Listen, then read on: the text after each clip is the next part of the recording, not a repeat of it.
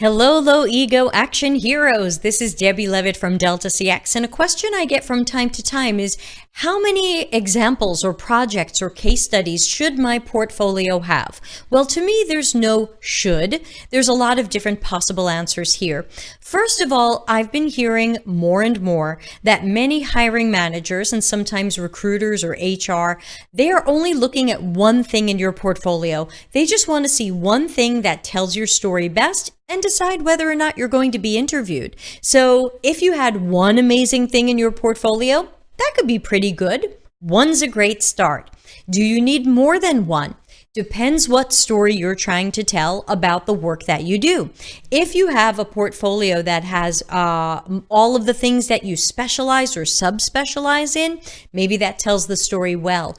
My portfolio has 9 or more examples because I've broken them up into projects where sometimes I did different pieces of things, because sometimes I get pulled in just to do a piece of things. Sometimes I'm pulled into prototype. So here's a portfolio project where I just did actual prototyping.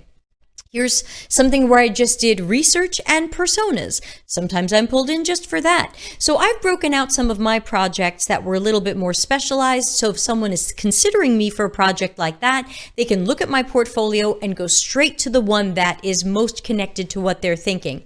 If you only have one thing in your portfolio and it's really solid with great storytelling and great process, that's probably fine. You don't need a zillion case studies. Again, if the hiring manager's only going to make time to look at one, you really need one great one.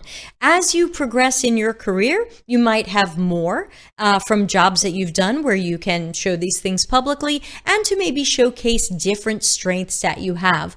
But especially if you're newer to UX, don't feel badly about only having one. And I tend to tell people it's okay to take things out of your portfolio if they don't really show strong work that you're trying to get hired for. For example, sometimes people will throw in lots of hackathons.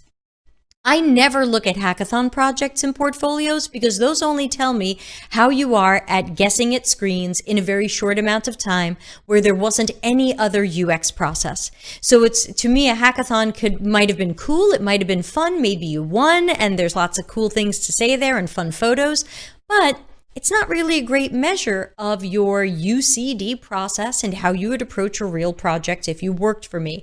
So I do tend to suggest that projects in portfolios either be real ones or be sample ones that you did highly realistically so that I have a sense of what you might be like if you worked for me. And that's it. So thanks for hanging out, and please subscribe here on YouTube. I appreciate all the subscriptions. I ask for so little.